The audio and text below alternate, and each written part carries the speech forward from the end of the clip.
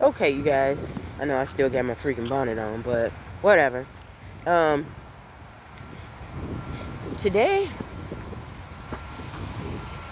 I was supposed to actually fly out today and go off for work, but since they're unprofessional and don't have things ready, I didn't go. So, I'm gonna trust and leave it up to God because I definitely have things I need to situate out at home.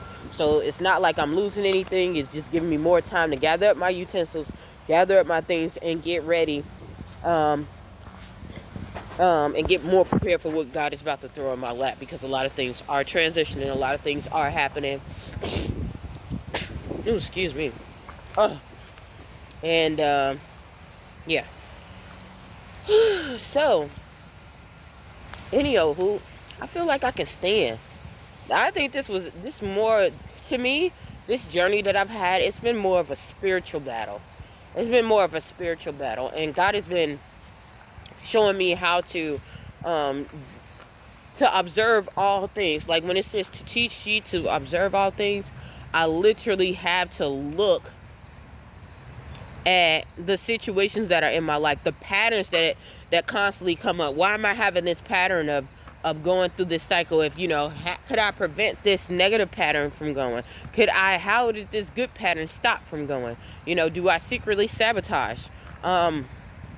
I had to look at that, to observe all things that are in my life that were in my control, that I can help make things better. So this has been like a purification process for me. You know, um, it also has taught me to lean on God, because He opens up every portal, every door.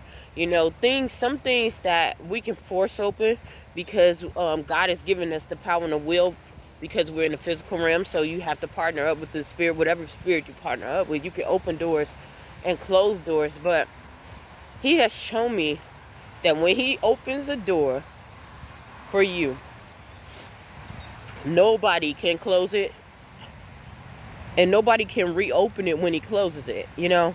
Um, that's the thing that I'm learning.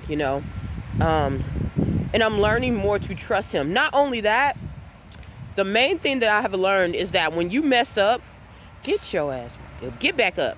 Get back up. Get back up. I don't give a care if you are a thief and you've stolen 12,000 times, or you are a drug addict. That's the most thing that people see when they say get back up. I don't care if you're a drug addict. But what if you're a person that is trying to lose weight, and every time you get to a certain point, you think that you can't go any further, or your mind starts playing with you, so you eat a whole bunch of Snickers bars. That's me. And then you're like, dang, I just freaking ate a whole bunch of things. I just self-sabotage. You know what? It's okay. Get back up and try again. Keep going. Keep going. Don't stop. Don't stop. We're not perfect. We're never going to be. But we can strive towards perfection.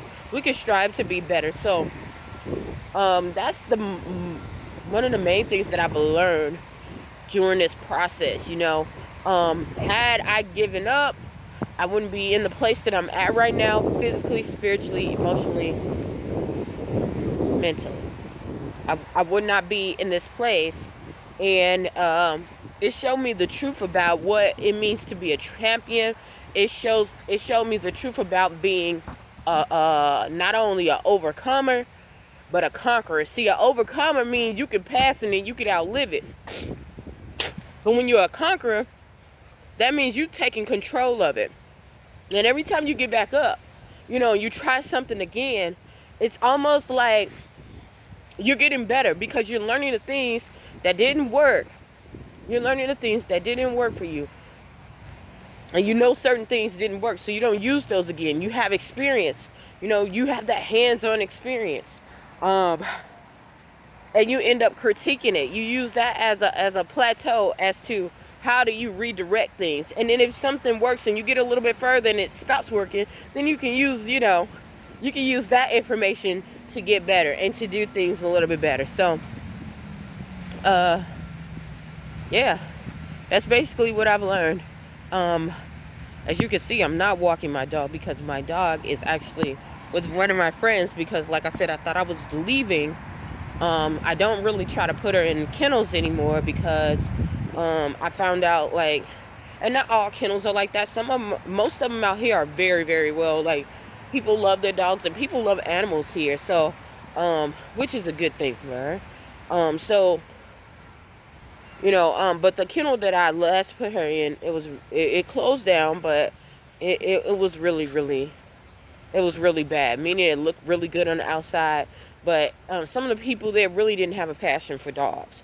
So, and yeah, I'm not having my dog. I'm not paying you all that money to have my dog be in a cage for 23 hours a day. That's not how it goes. If that was the case, I could have just had her in the house and somebody visit her every couple of hours or something like that, which no.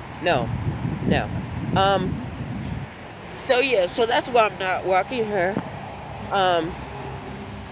Yesterday, I haven't even put the video up. Hopefully by then, if you're watching this, I put the video up. Somebody ransacked my car the day before, and they ransacked my car the day before, and they started taking things out. And I got a little upset, but at the same time, I understood. And this was by some people who were homeless. I understood the things that they were going through, and God just showed me to have compassion on things and to look at things at a different perspective. Instead of doing what traditional people do when somebody steals or somebody does something like that. What about if it's a need and it's something? Items. Sometimes we get hooked up on items. And items are not everything. They're good. They have their purpose, and you're entitled to have as many items as you possibly want, can, and need. But with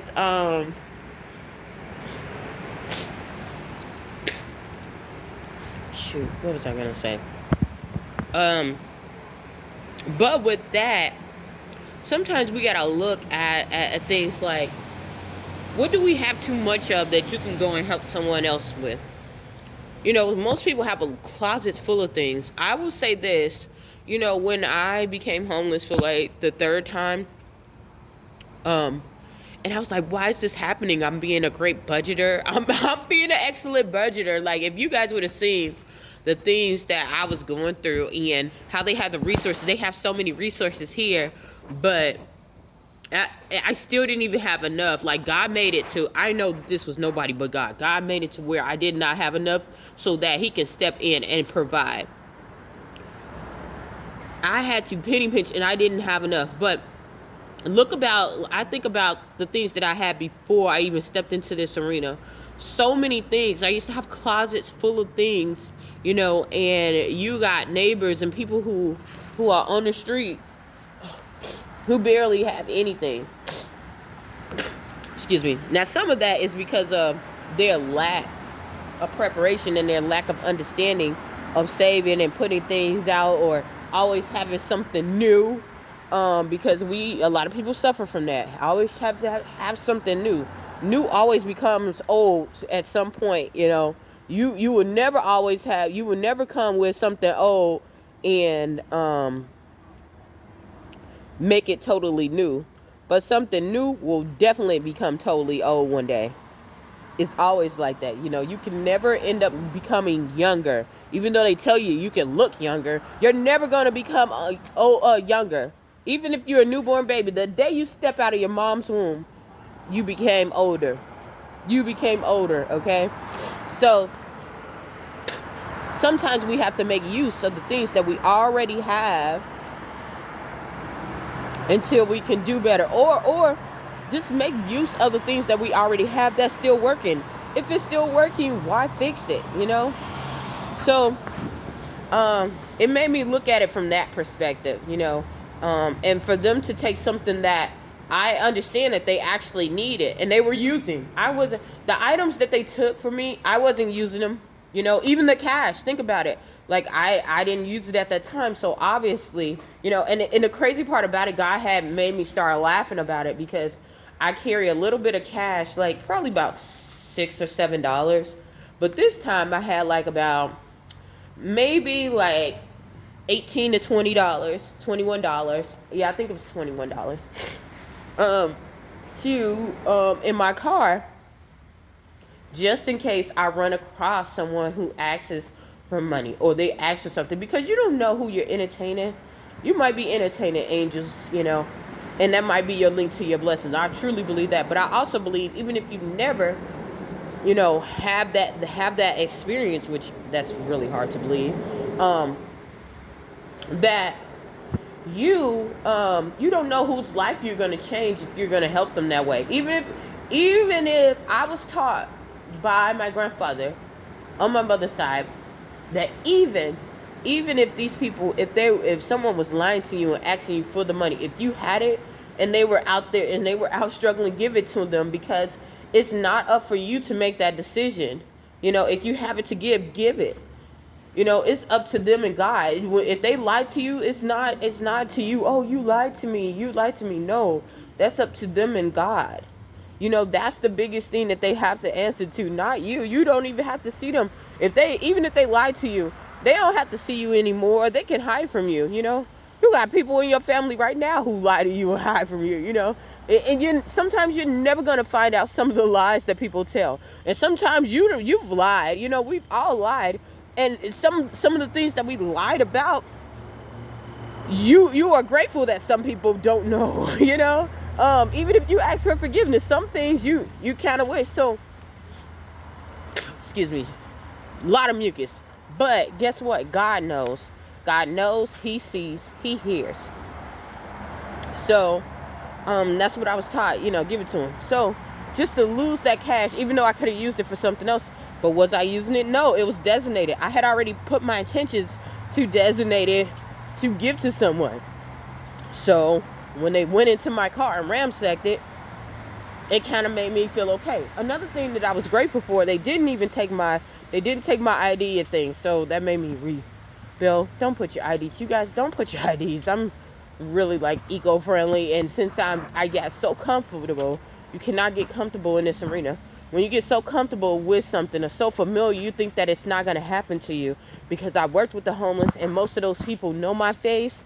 They already have a nickname for me. They smile. They're being really cordial. They're being really nice. And a lot of them will defend me, when I'm there and when I'm not. But you have to understand that that's not always necessarily the case. That's not necessarily the case. So, and people can change. And in this environment, there are a lot of people who come from different backgrounds, who come from different areas, and transplant and migrate here because they have a lot of resources. And a lot of social services organizations across the country send them some, they disperse. Of course, they have like a thing where they send people different places. I can't break that all down. But sometimes people get dispersed here because they need the resources. So people might not know you. They might not know the code of the land. They say it's the code of the land. Don't hurt the people who help you. Don't bite the hand. They say don't bite the hand that feeds you, which that's a common terminology that people use. But yeah, so that's what they deal with when you're dealing with people in that arena, and I think that's about it. Oh, it also, like I said, it taught me to stay on my toes. Stay on my toes. There is always something that I can improve on. There's something I can always work on. There's something that I can always get better at. So, yeah, that's it. Hopefully something I said or done will help you on your journey. Please stay tuned to Journey to Jerusalem. Thank you.